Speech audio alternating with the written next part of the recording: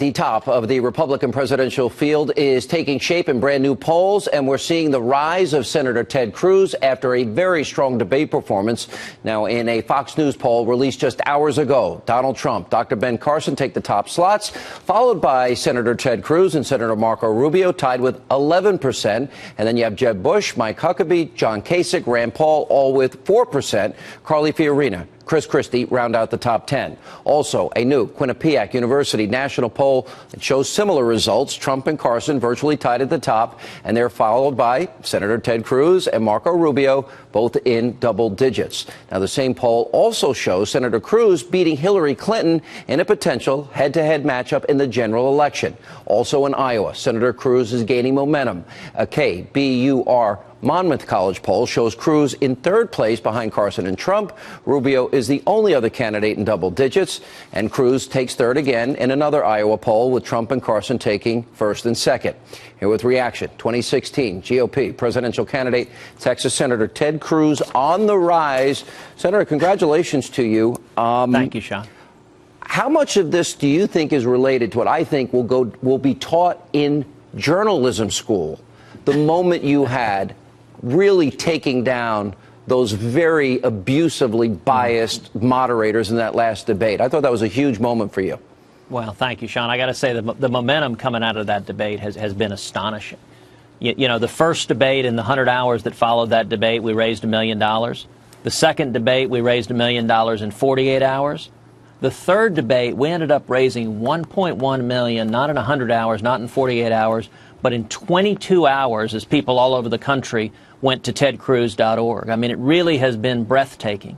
Yeah. And I'll tell you, one of the things that also encouraged me is that after I called out the media, we really saw the Republican candidates on that stage unite and come together and stand in unison. It was really encouraging to see us stand against the left-wing bias of the media and make clear that every one of the candidates running has a stronger, a more positive, a more optimistic message than any of the Democrats and any of the lies the mainstream media is trying to push. You know, Senator, one thing you have done throughout this entire campaign, you refused to get into it with the other candidates, and you made that very clear the other night.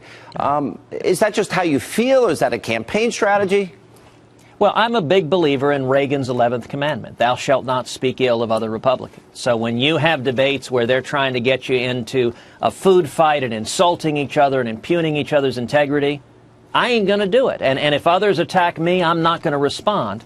Now, I do think policy disagreements are fair game. I think it's perfectly fair game for a moderator to say, Ted, your tax plan is a simple flat tax, 10% across the board. Another candidate's tax plan has a top rate of 35%. What's the difference between those two, and why is your tax plan better? I mean, that's the sort of substantive question debates should be about, but they shouldn't just be food fights and insults, which is what sometimes these debates turn into. Yeah, I totally agree with you. And you know what? And I thought the winner were all the candidates on the stage, but you got it started. You know, I was talking with Glenn Beck the other day, and he said he did an interview with you, and I hadn't thought about it.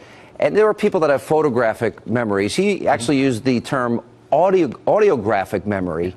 And because he pointed out something that I hadn't picked up, which was you literally named everything that had happened in the exact order. And I want to ask you about it, but let's play the tape and remind people of that moment. The questions that have been asked so far in this debate illustrate why the American people don't trust the media. This is not a cage match.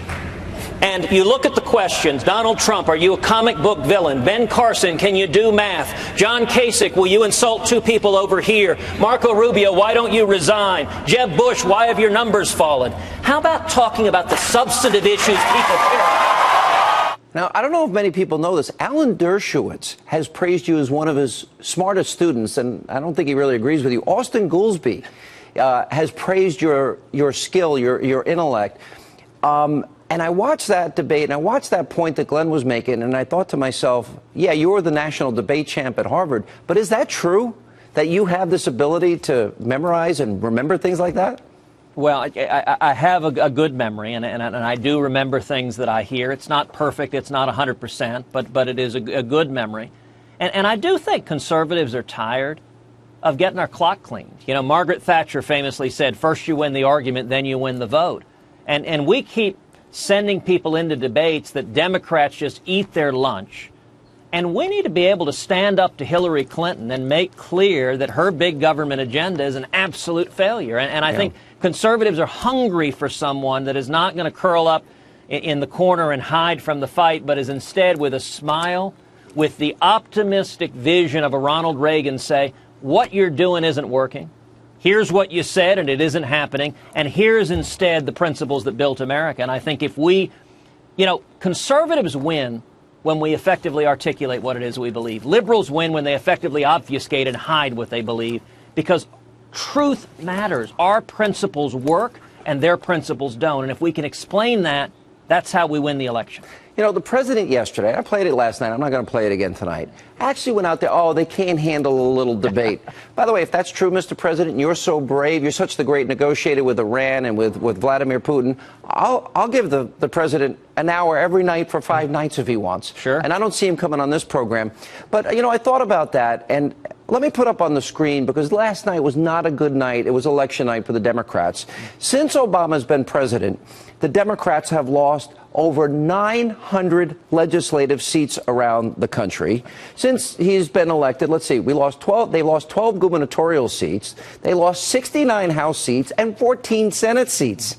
That's not exactly, maybe he's done well for himself, but he's destroying the Democratic Party in the process. What is your reaction to what's happening in the country when you look at those results that are so dramatically reacting, I would argue, to the bad Obama policies?